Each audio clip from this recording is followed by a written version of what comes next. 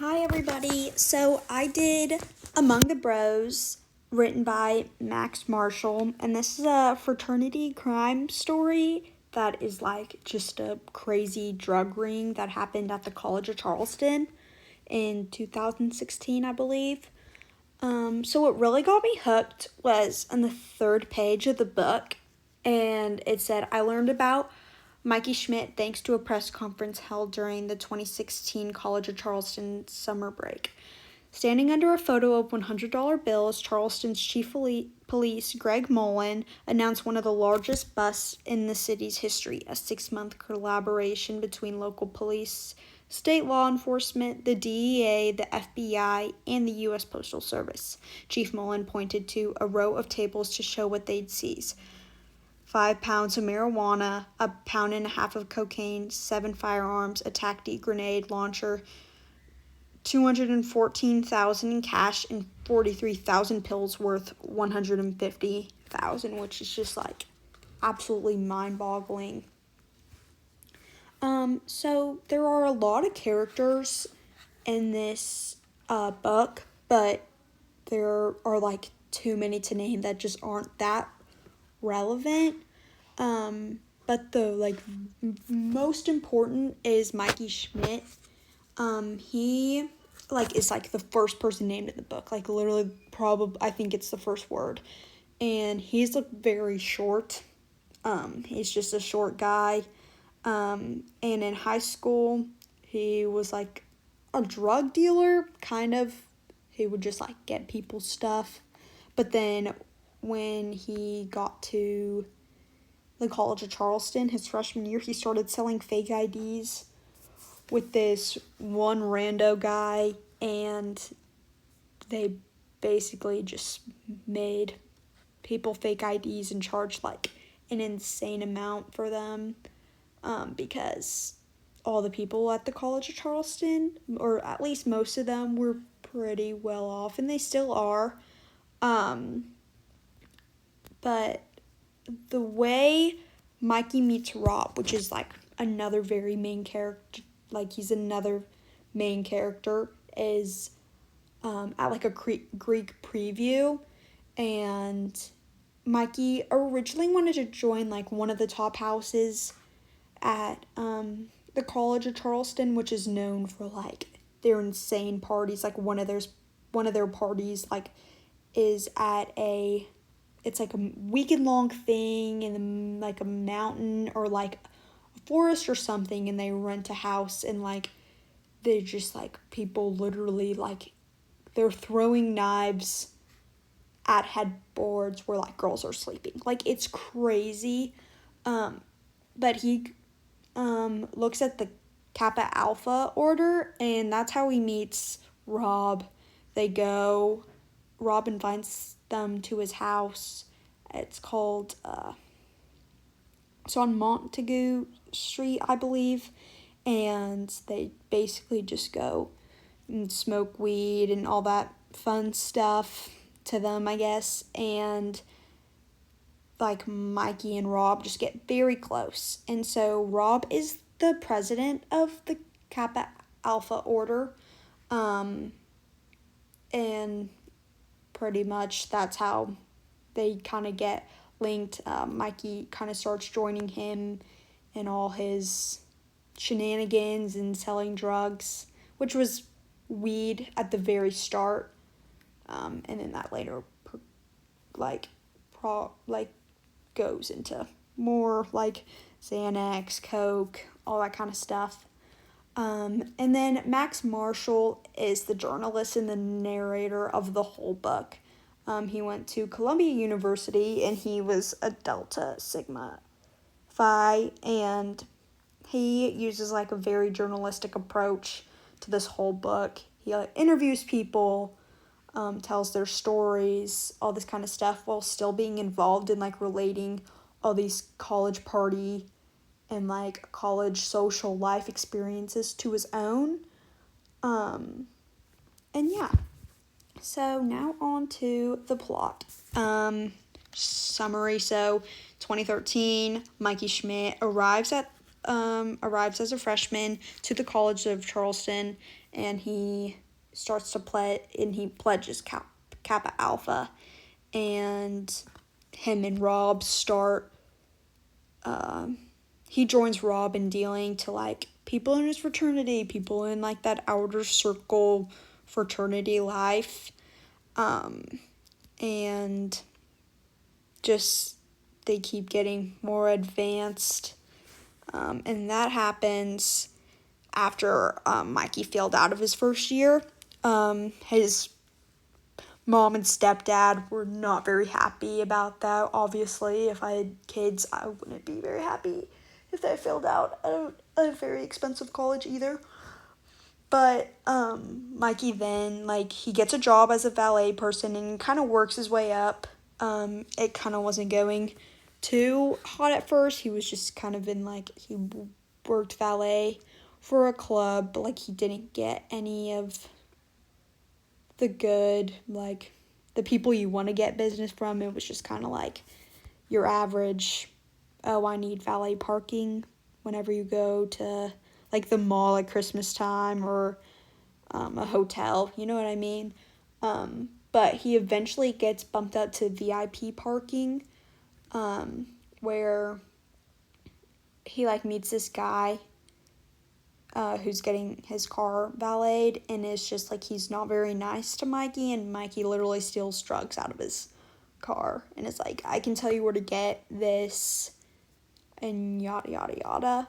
But they start working together, and Mikey starts getting more drug deals and all this kind of stuff, leading to Mikey making, like, a lot of money and meeting, like, a lot of popular or just famous people, going to a bunch of concerts, getting backstage passes, all this kind of stuff.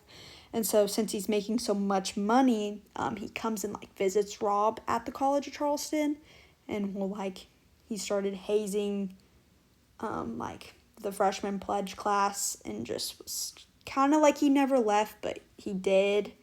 But he brings, I think it's Waka Flocka, I think that's the rapper's name, and, like, gets him to perform, all this kind of stuff. And it's actually, this is a side note, but it's kind of interesting. Waka Flocka did, like, fraternity, like, what's it called? Like, their little, not parties, but their date parties. Yeah, that's what it is. And one of them was at OU, and Waka Flocka was planning to return, but he ended up not, because some OU, an OU frat, I can't really remember the name right now,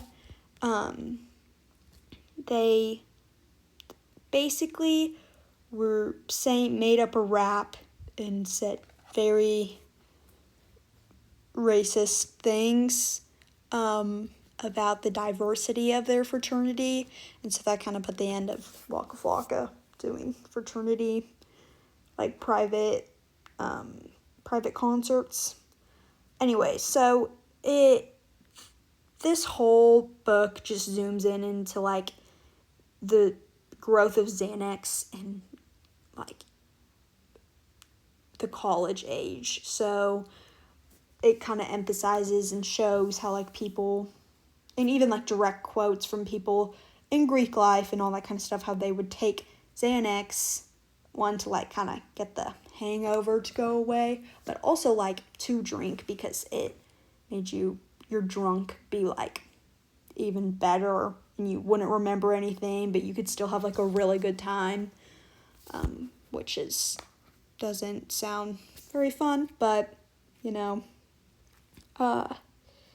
and this led to, like, students, like, literally spiking punches at, like, at parties and all this kind of stuff, and, like, literally girls they were like, I don't remember her, and I, like, woke up in someone else's bed. Like, it's crazy. And so these are the people who were involved in the drug ring.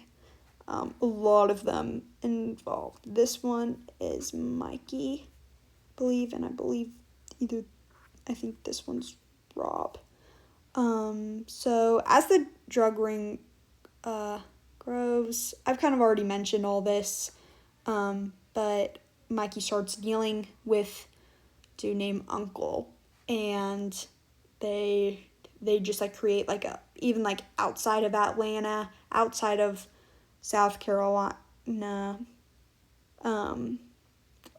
they like just grow the drug ring, and members of that ring start making their own Xanax because the Pfizer pills just are not cheap at all, and so all these deals lead to a murder and a couple of homicides. I don't want to spoil that, who gets murdered, if you plan on reading it.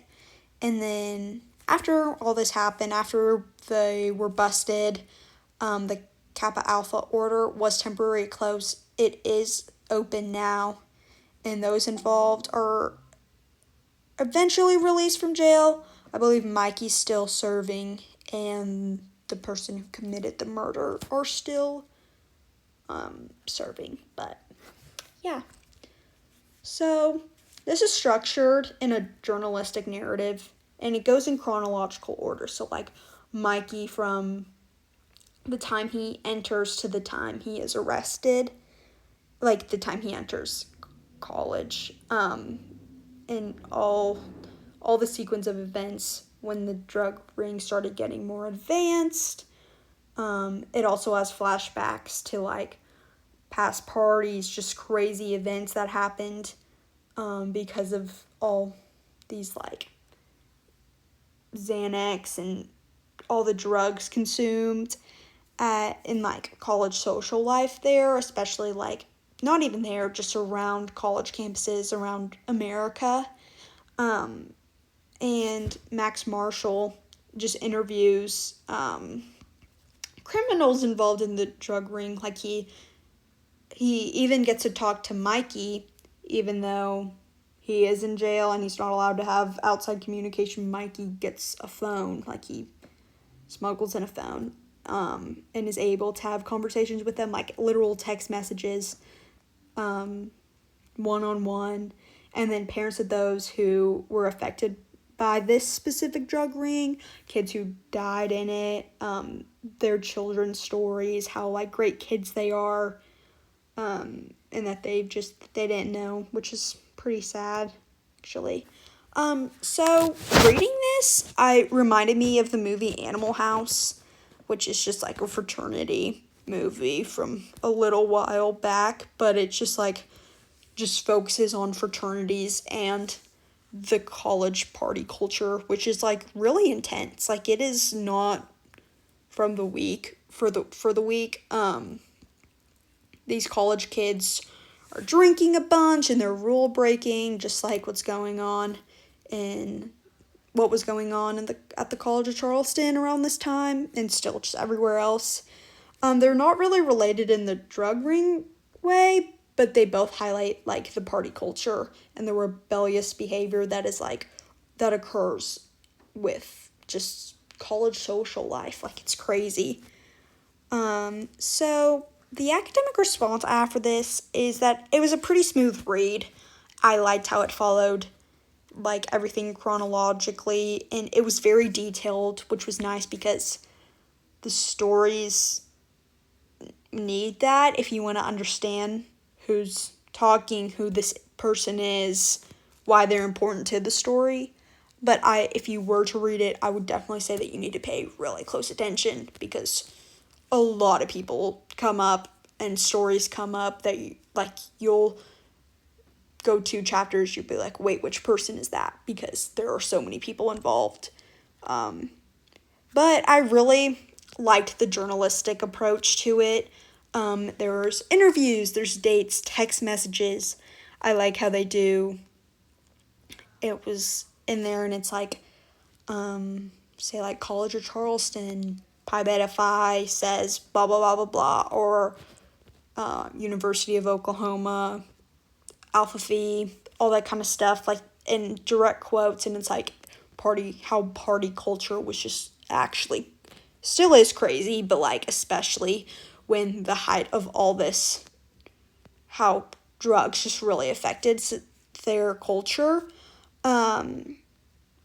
But yeah, and I really like how Max Marshall connected his college experience as well. How he had taken like Xanax while drinking, and like he was able to give those like firsthand perspectives of like what it felt like and why people kept doing it, even though he didn't. And I would say the difficult part of this would probably be the stories of kids' overdoses and the murder that happens in this. It was kind of that was kind of the only hard read because it was just sad.